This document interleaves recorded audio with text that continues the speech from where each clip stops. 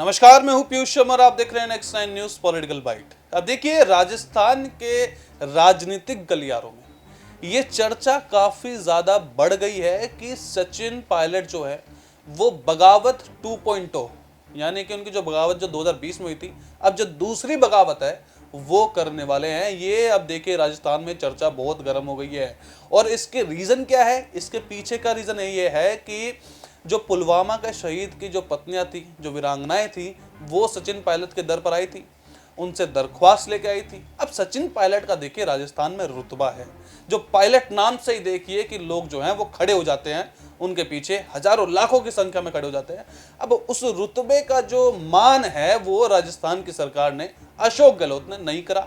पत्र लिखा था सचिन पायलट ने कि भाई देखो, आप इनके लिए कुछ ना कुछ तो इंतजाम करो, लेकिन उस पत्र का जवाब जो है ना वो इनडायरेक्टली अशोक गहलोत ने एक ट्वीट से दिया था और बोला था कि भैया देखो कि ऐसा तो कुछ होने नहीं वाला, क्योंकि रूल्स जो कहते हैं कि शहीद के बेटों को ही हम नौकरी दे सकते हैं। और फिर सचिन पायलट ने बोला था कि भैया अगर रूल्स अपनी सरकार के लिए बदल सकते हैं तो इन शहीदों के लिए क्यों नहीं बदल सकते। और आज शाम को, माफ कीजिएगा, कल शाम को देखिए कि एक बात जो है वो सचिन पायलट ने की कि राजस्थान सरकार को अपने अहम को साइड रखकर ये फैसला इन शहीदों के लिए फैसला करना चाहिए। यानी कि उन्होंने इनडायरेक्टली अशोक गहलोत को अहम ही बता दिया, उनको ईगोइस्टिक बता दिया कि भैया देखो अशोक गहलोत के मन में अहम है, इसलिए वो देखे ऐसा नहीं कर रहे। और इस बात से अब राजनीति जो है वो काफी गर्मा गई है और सचिन पायलट ने दावा भी ठोक दिया है कि अब जो है राजस्थान में सरकार बनेगी और वो टोंक सही देके विधानसभा चुनाव लड़ेंगे। और ऐसा हो सकता है कि देखिए कि शायद वो बगावत तक कर सकते हैं। हमारे साथ इस डिबेट में मौजूद है प्रांशी। प्रांशी, देखिए कि आप राजस्थान को काफी अरसे से फॉलो कर रही हैं, राजस्थान की न्यूज को। अब सचिन पायलट ने देखे वो अपना ऐलान कर दिया कि टोंक से लड़ेंगे, लेकिन उससे पहले ये देखिए न्यूज ये नहीं है कि टोंक से लड़ेंगे, न्यूज ये है कि वो किस पार्टी से लड़ेंगे। ये काफी बड़ी है क्योंकि बगावत 2.0 शुरू हो चुकी है।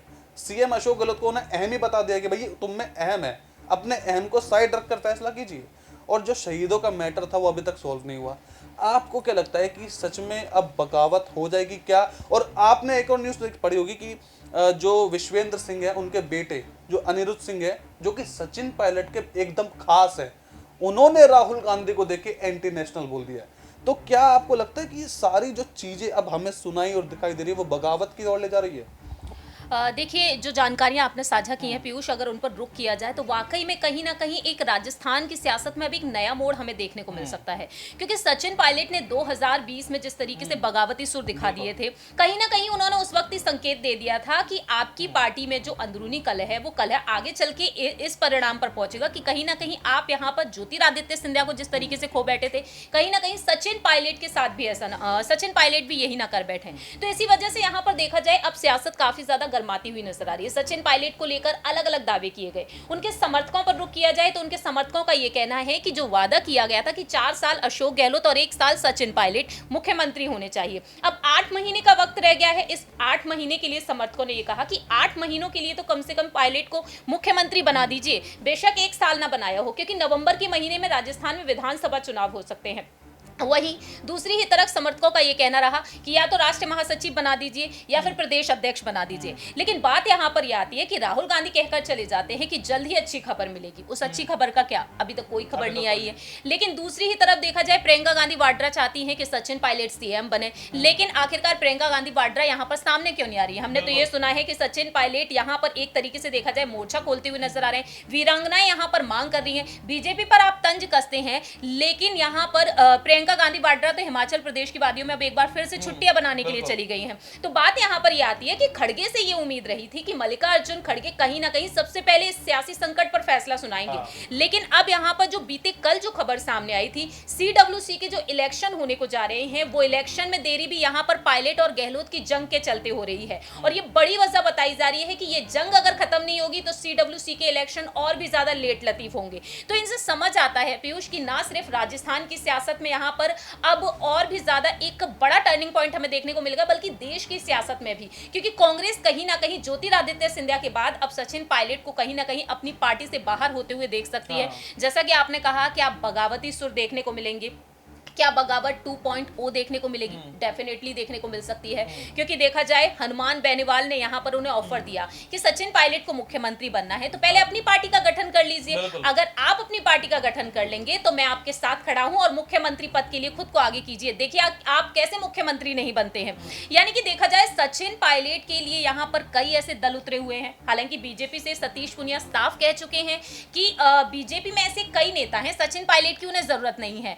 आज यहाँ पर ये बात कह रहे हैं, जरूरत तो आपको ज्योतिरादित्य सिंधिया की भी नहीं थी, लेकिन सिंधिया ने जब यहाँ पर वाकई में आपके प्रस्ताव को स्वीकार कर लिया, जब उन्होंने थोड़े से कदम बढ़ाए तो आपने भी सिंधिया को ले लिया। तो जाहिर सी बात है बीजेपी यहाँ पर जनता के लिहाज से काम करती हुई नजर आ रही है, विकास को देखते हुए, और यहाँ पर ज्यादा से ज्यादा युवाओं को मौका दे रही है। कांग्रेस युवाओं को आगे तो रखती है लेकिन मौका नहीं देती है। हार्दिक पटेल भी यहाँ पर इस्तीफा देकर गए। गुलाम नबी आजाद ने जो बातें कही G20 के नेताओं को लेकर कि G20 के नेताओं की यहाँ पर नाराजगी को दूर ही नहीं कर पा रही हैं, तो अब मुझे लगता है कि कहीं ना कहीं यहाँ पर कांग्रेस आलाकमान, सोनिया गांधी तो खैर यहाँ पर उम्र के बढ़ते हुए पड़ाव पर है, बीमार रहती है, लेकिन खड़गे को यहाँ पर कुछ ऐसे फैसले लेने की बेहद जरूरत है। और जो सचिन पायलट ने जो कहा है कि अशोक गहलोत का अहम बीच में आ रहा है, वाकई में अहम यहाँ पर जरूर बीच में आ रहा है। इसी वजह से आप किसी और नेता को आगे बढ़ते हुए नहीं, बिल्कुल। अगर देखिए वसुंधरा राजे एक्टिव हो गई हैं, तो काफी बाला जो सालासर धाम है वहाँ पे गई थी, बर्थडे मनाया था। हालांकि उनका बर्थडे 8 मार्च को था, लेकिन उससे पहले ही उन्होंने मौका देखकर वहाँ पे मना लिया था बर्थडे, और वहाँ से काफी कुछ बोला था। तो अब देखिए कि इन दोनों की लड़ाई में आपको नहीं लगता कि बीजेपी बाजी मार जाएगी इन दोनों की लड़ाई में, और ये दोनों ही देखते रह जाएंगे? जाहिर सी बात है पीयूष, हमेशा हमने यही देखा है कि बीजेपी यहाँ पर बाजी मारती हुई नजर आती है।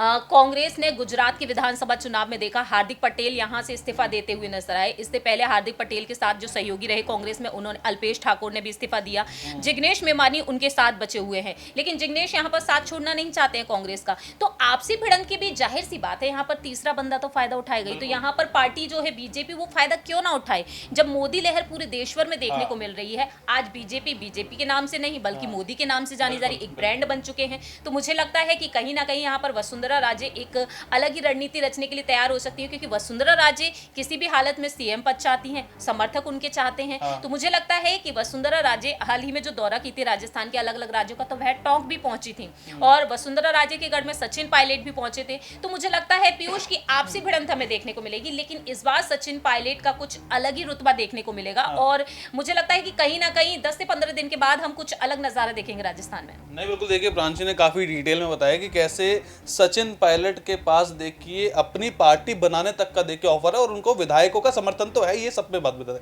अब देखिए कि सचिन पायलट ने जब 2020 में, मैं आपको इन्फॉर्मेशन अच्छी बता देता हूँ कि 2020 में जब उन्होंने बगावत की थी, तो विश्वेंद्र सिंह जो कि इस वक्त राजस्थान सरकार में मंत्री हैं, तो वो सबसे प्रमुखता के साथ देखिए सचिन पायलट के साथ थे। अब क्या हो रहा है कि विश्वेंद्र सिंह के जो पुत्र हैं, जो काफी ज्यादा चर्चाओं में पहले भी रह चुके हैं राहुल गांधी की देखिए मुखालफत करने के लिए, और अब देखिए कि उन्होंने राहुल गांधी पर एंटी नेशनल होने का भी देखिए यहाँ पर आरोप मढ़ दिया है। अब देखने वाली बात ये होगी कि आखिरकार सचिन पायलट के जो गुट के नेता हैं वो राहुल गांधी के खिलाफ कितना और जाते हैं, और बगावत कितनी जल्दी शुरू होती है। अगर ये वीडियो आपको अच्छी लगी तो इस वीडियो को लाइक कीजिए, शेयर कीजिए, हमारे चैनल सब्सक्राइब कीजिए। तब तक आप देखते रहिए नेक्स्ट 9 न्यूज़ पॉलिटिकल।